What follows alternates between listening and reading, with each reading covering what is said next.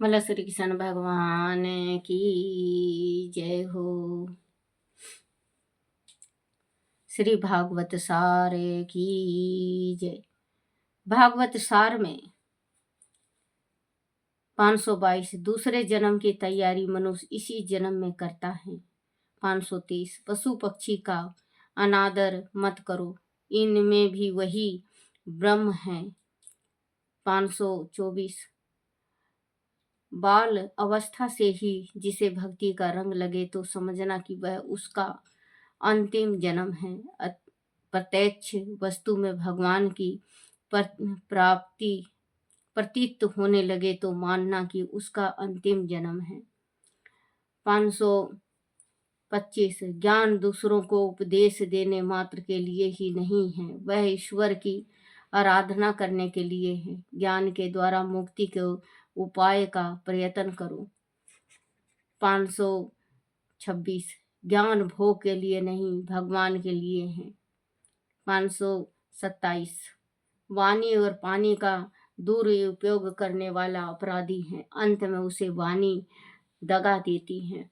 बच्चों, जैसे पानी और वाणी दोनों का गलत उपयोग नहीं करना चाहिए। अगर हम ज़्यादा पानी गिराने लगे तो हमारे पास पीने के वास्ते पानी नहीं रहेगा। जैसे अब तो हो गया है वहाँ राजस्थान में, पहले राजस्थान में पानी का बहुत किल्लत था। तो बच्चों, ज़्यादा पानी का दुरुपयोग ज़्यादा गिराना नहीं चाहिए और ज़्यादा वाणी बोलना नहीं चाहिए। जहाँ पे बोलने का होता है वहीं पे बोलो, जहाँ पे नहीं होता वहाँ पे ना बोलो, और ज़्यादा मत बोलो। ज़्यादा बोलने से कुछ गलत निकल जाता है, उस बोली की फिर जीवन भर तक हमें दंड भुगतना पड़ता है। उस बोली का जो हम वो बोल देता है कि ये है वो है फलना है ढिकमा है, लेकिन उसका दूसरे इंसान के दिल में बहुत बड़ा घाव कर जाता है। तो बच्चों, आप अगर कभी भी पानी और वाणी पे अगर दुरुपयोग करते हो तो अंकुश लगाओ और आप सोचो, कभी भी आप बैठ के सोचना कि पानी गिराएंगे। देखो बच्चों, खाए बिना इंसान 1 महीना 2 महीना रह जाएगा, पानी बिना नहीं रह सकता। कितना भी भूख लगे, कितना भी भूख लगा हो आपको, अगर 1 गिलास पानी पी लोगे, आहा हा, मन तृप्त हो जाता है, मन शांत हो जाता है। और वैसे ही वाणी का, अगर मीठी बोली बोलता है कोई इंसान मीठा बोली बोलता है, तो अब हो गया बच्चों कि ये मीठा बोलने लगा है, ये जड़ काटेगा। क्योंकि अब मीठा बोल के जड़ कटने लगा है। पहले के लोग मीठा बोला करते तो उसका गुण गाया करते, अब भी हैं कि कितना मीठा बोलती हैं, देखो कितना मीठा बोल रहा है। बच्चों, अपनी वाणी में अंकुश लगाओ, कंट्रोल करो, और पानी में अंकुश करो और कंट्रोल लगाओ।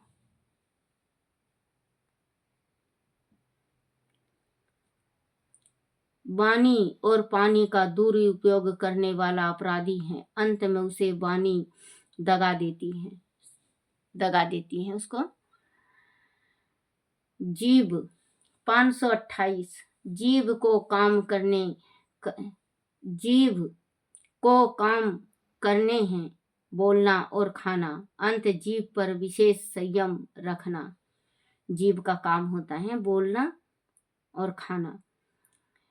529 वैर एवं वासना से नया प्रबंध उत्पन्न होता है एवं उससे फिर जन्म लेना पड़ता है। विवेकशील को चाहिए वैर व वासना से दूर रहें। 530 अपने मन को तुम्हें काबू में रख सकते हो, अपने मन को तुम ही काबू में रख सकते हो। स्वाद लिए बिना शरीर को पोषण देने वाला भोजन करो। जैसे कि आजकल के सारे गृहस्थी में है, सारे परिवार में यही हो गया है कि जिस टाइम उनको खाना है बाहर का है, आलू चाप हैं तो समोसा हैं, छोले भटूरे हैं, गुपचुप पानी पतासे हैं, बहुत चीज़ होता है।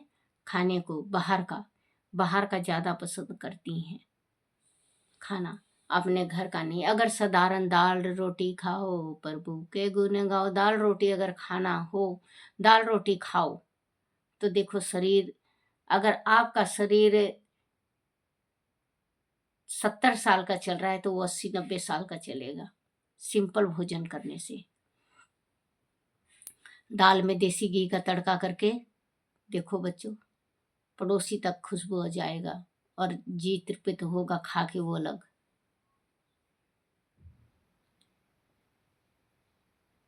329 बेरियम वासना से नया प्रबंध उपजदा उत्पन्न होता है, वह उनसे फिर जन्म लेना पड़ता है। विवेकशील को चाहिए बेर व वासना से दूर रहें, अपने मन को तुम्हें काबू में रख सकते हो। 160 560 551 स्वाद लिए बिना शरीर को पोषण देने वाला भोजन करो। बोलो श्री कृष्ण भगवान की जय। श्री कृष्ण गोविंद हरे मुरारे, हे नाथ नारायण वासुदेव, हे नाथ नारायण वासुदेव, हे नाथ नारायण वासुदेव। बोलो श्री कृष्ण भगवान की जय। श्री हरिवंश पुराण की जय। श्री कृष्ण की कैलाश यात्रा। राजन जनमेजय द्वारा पूछे जाने पर फिर महामुनि वैश्वानर जी ने कृष्ण जी की कैलाश यात्रा का वर्णन किया। वह बोले, हे राजन, जैसा मैंने परम ज्ञानी कृष्ण द्वापरन व्यास जी से इस विषय में सुना है, वैसा तुमसे कहता हूँ, आनंद पूर्वक सुनो। एक बार गृहस्थल आश्रम में रुक्मणी देवी ने कृष्ण से सॉरी बच्चे,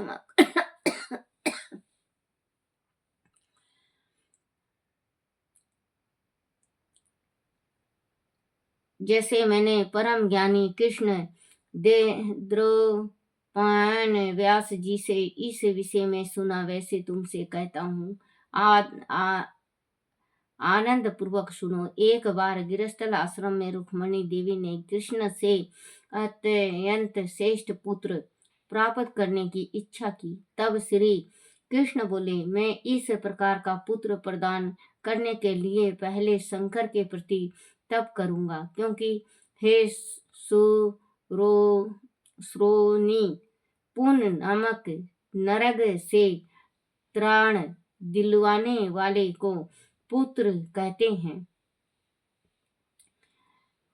क्योंकि हे श्रोणी, पुण्य नामक नरक से त्राण दिलवाने वाला को पुत्र कहते हैं।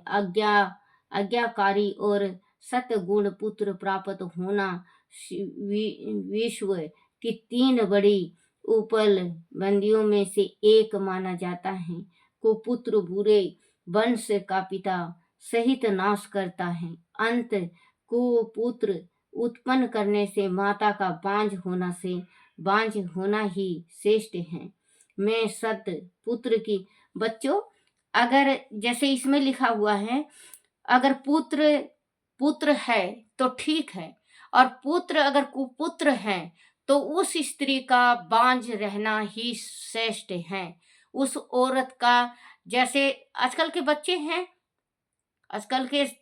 हैं ऐसे ही हैं, अपने माता पिता की सेवा नहीं करते, अपने मन में चलते हैं, अपने मन से रहते हैं, मन में कुछ और होता है, उनके ऊपर कुछ और भीतर कुछ और।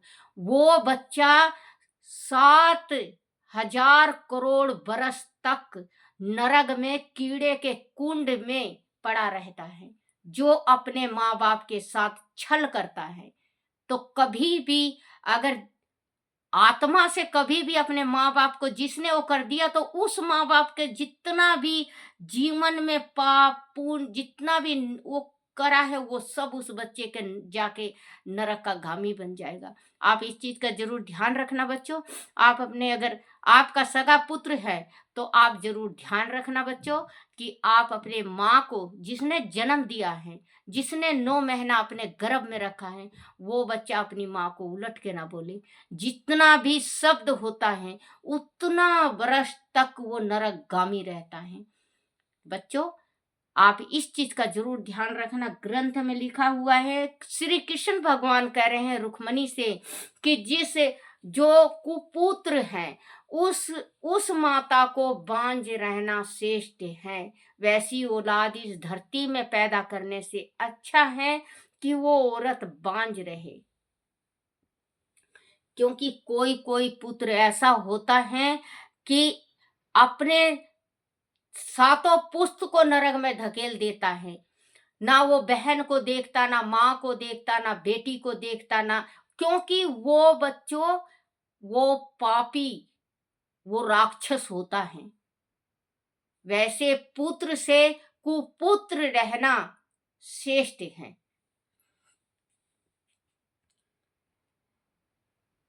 कुपुत्र पूरे वंश का पिता सहित नाश करता है। ध्यान से सुनना बच्चों, कुपुत्र पूरे वंश का पिता सहित नाश करता है। जो पिता होता है, पिता और पितर, पितुदेव पितरदेव, पिता सहित नाश करता है। अंत कुपुत्र उत्पन्न करने से माता पिता का बांझ होना ही श्रेष्ठ है। मैं सद पुरुष की प्राप्ति के लिए महादेव को प्रसन्न करूंगा। इस प्रकार कहकर श्री कृष्ण पूर्ण आत्माओं की भूमि बदरी वन में तप करने चले गए। वहां उन्होंने 10,000 वर्ष तक, श्री कृष्ण कह रहे हैं कि मैं ऐसा पुत्र पैदा करने में समर्थ नहीं हूँ। श्री कृष्ण भगवान रुक्मणी से कह रहे हैं कि मैं शिव पार्वती का तप करूंगा और उससे भगवान शिव जी की कृपा होगी तो हमारे यहाँ सुपुत्र, कुपुत्र नहीं, सुपुत्र हमारे घर में होगा। 10,000 वर्ष तक तप किया। उसी स्थान पर विष्णु ने पहले भी तप करके स्वयं को नर नारायण रूप में विभक्त किया था और उसी स्थान पर वित्रासुर वध के पश्चात महा ब्रह्म हत्या दोष के प्रायश्चित स्वरूप इंद्र ने भी 10,000 वर्ष तक तप किया था। त्रेता युग में रावण के संहार के बाद ब्रह्म हत्या के पाप से समान पाप के सम्मान के लिए ही श्री राम ने भी वह घोर तप किया था। अंत वह तपोमय भूमि शीघ्र ही तप करने पर सफल देने में सहायक होती है। बोलो श्री कृष्ण भगवान की जय। हरिवंश पुराण की जय। हरिवंश पुराण में घाटाकरण पिशाच की मुक्ति। हे राजन, तप पूर्ण होने पर वह कुत्तों के साथ उनका पालन करने वाला अपने अंग पर रेडियों को लपेटे हुए रुधिर से सने हुए मुख के साथ वह 2 पिशाच उपस्थित हुए। उन्होंने कृष्ण से कहा, हे जनार्दन, मैं घटाकरण नामक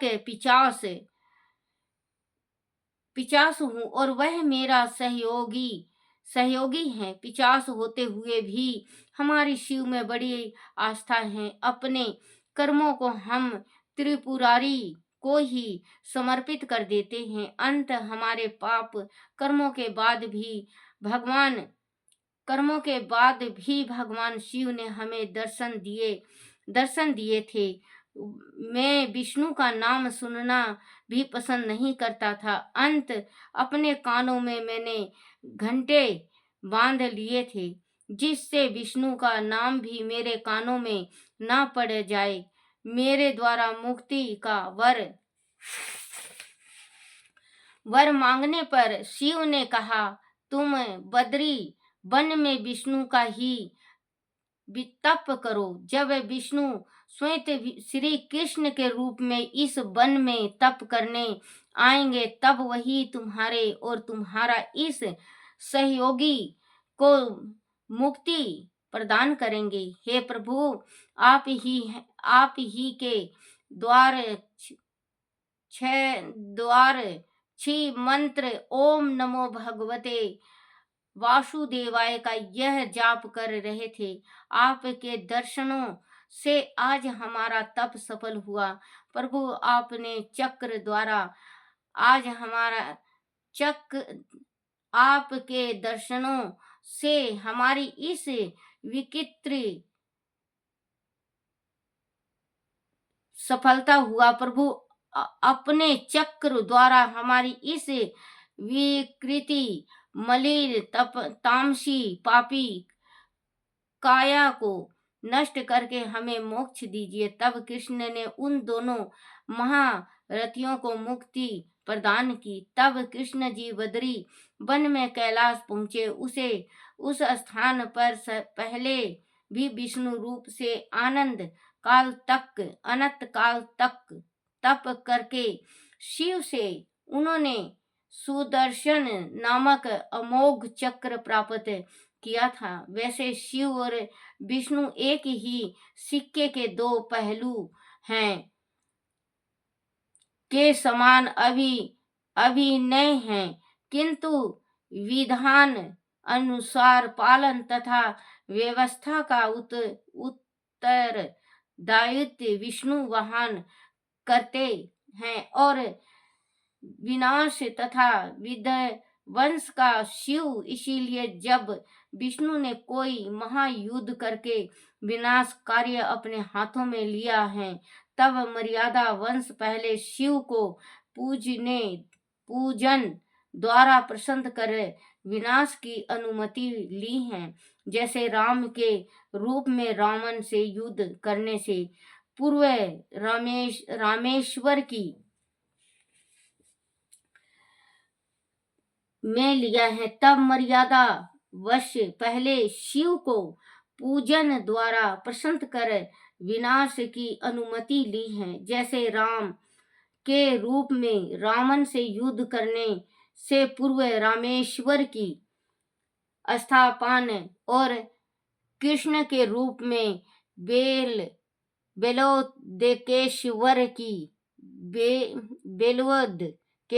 की स्थापना आदि इसी प्रकार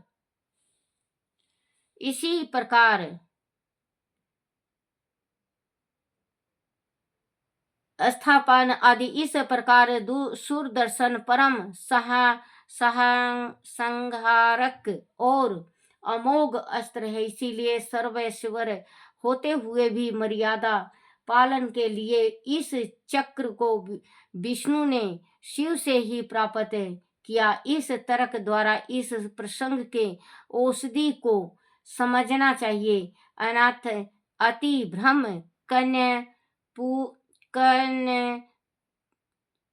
पूजन गलत फहमी अथवा अश्रद्धा या अविश्वास उत्पन्न हो सकते हैं, जो पाठकों के लिए शुभ नहीं होंगे। बोलो श्री कृष्ण भगवान की जय। श्री कृष्ण गोविंद हरे मुरारी, हे नाथ नारायण वासुदेवाय, हे नाथ नारायण वासुदेवाय, हे नाथ नारायण वासुदेवाय।